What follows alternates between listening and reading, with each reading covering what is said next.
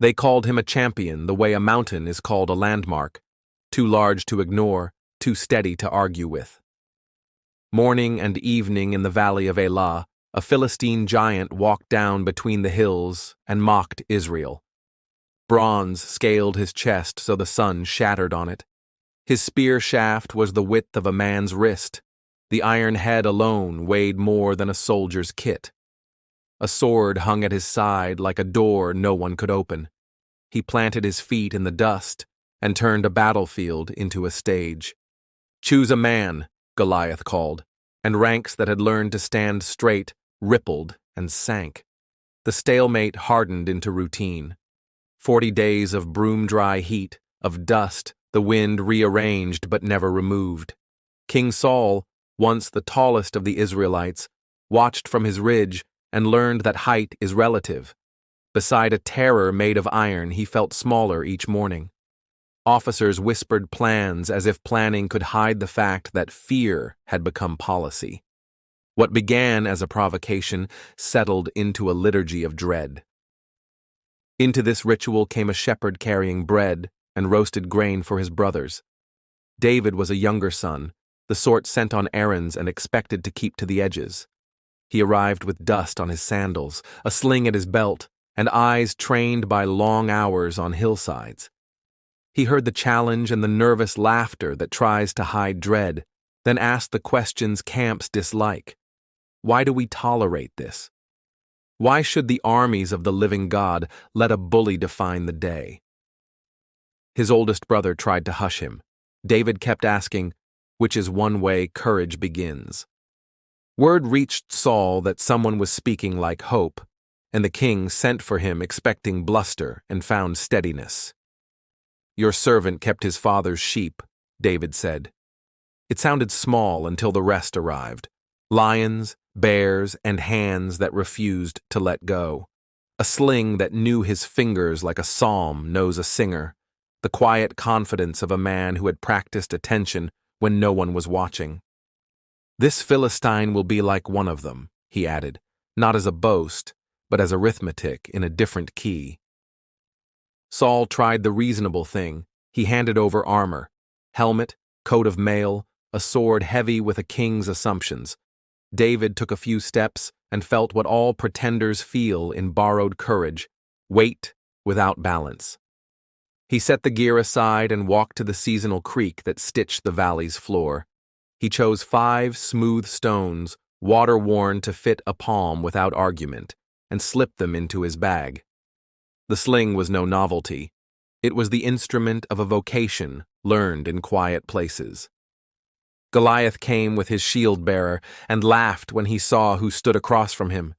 He named David "boy," as if naming could make truth smaller.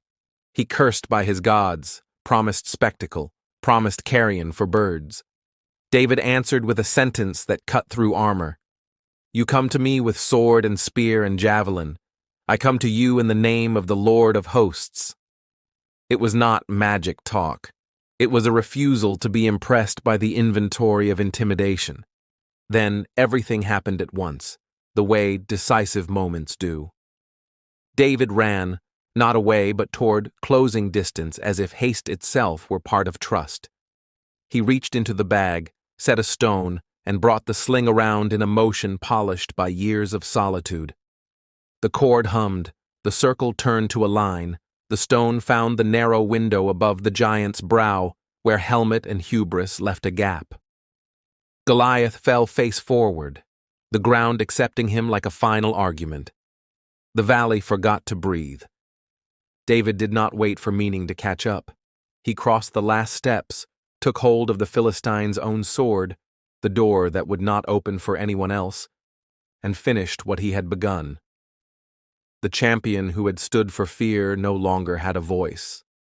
The shepherd who had been treated as a courier now stood with a conclusion in his hands. The text reports the act without dwelling in gore. Victory in that brutal age was verified, and David verified it. Armies are creatures of narrative. The Philistines saw their story collapse with their champion. Courage that had been rented returned to its owner, and men ran. Israel shouted. and the shout made legs remember how to move.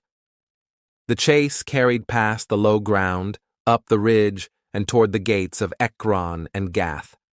They brought David to Saul with evidence no argument could erase. People tried to label him prodigy, lucky shot, divine instrument. He declined the safety of those names simply by outgrowing them. There would be songs later, choruses that made a king flinch and a young warrior learn how praise sharpens envy. There would be friendship with Jonathan and long seasons of exile. But all of that began here. A sling and a sentence of faith. Scripture is blunt. David kept the sword. He carried the giant's head as a public signal that the humiliation was over. Later, hungry and hunted, he would find that same sword stored at Nob and take it again, proof that objects, like people, return in recurring chapters. The details feel stark to modern ears, but the point is not savagery, it is closure. Public terror demanded a public ending. What are we to make of this if we resist shrinking it into a poster about underdogs? The story does not claim that the small always beat the large. It insists on something subtler. Practiced courage can expose pretended strength. David did not love risk. He loved truth, and truth told him that a shepherd's competence, aligned with a purpose beyond self, is enough. He refused armor because someone else's idea of safety can make you clumsy. He picked up stones because gifts honed in anonymity are still gifts on the day they are needed. Goliath is more than a villain. He is a worldview, the arithmetic of intimidation, more metal, more mass, more noise. It asks us to believe that loudness is authority and height is destiny. David's sling is not romance about improvisation. It is testimony to training. The stone flew true because the hand that loosed it had learned patience in fields where predators test fences and dusk makes every movement suspect. There is also a communal lesson. Israel's soldiers did not become different men in a second. They remembered themselves. Sometimes a single clear act pulls a whole people back into agency. Fear isolates. Courage is strangely contagious. Even Saul could breathe. After the shouting, the valley returned to ordinary sounds. The creek working its stones, wind collecting chaff, insects tuning the air. The place remains, both on maps and in memory. A traveler can still stoop and pick up 5 smooth stones, each the size of a promise. You can rehearse the scene without turning it to spectacle. A young man who trusts what he has been given, a giant who mistook volume for victory, a nation relearning the mechanics of hope. The beheading, for all its severity, marks not a taste for blood, but an end to a public threat. The Bible does not linger, it records, but the arc of the chapter does not end with a head and a hand. It ends with a people released from daily taunts, with the recognition that faith does not abolish skill, and skill does not abolish faith, and with the sober knowledge that this victory, like all victories, will create new tensions to be navigated. In the end, the scene endures, because it names things we still misname. Power that is loud is not the same as power that is true. Equipment is not identity. Practice in small places is not wasted. And when the moment comes that asks who will step forward, a person shaped by quiet fidelities can change the weather of a valley. The stone flies, the noise stops. The story opens its next chapter, and the hills, larger than the threats shouted between them, resume their watch. Thank you for listening to Divine Crime. Subscribe for more true stories from the most dangerous book ever written.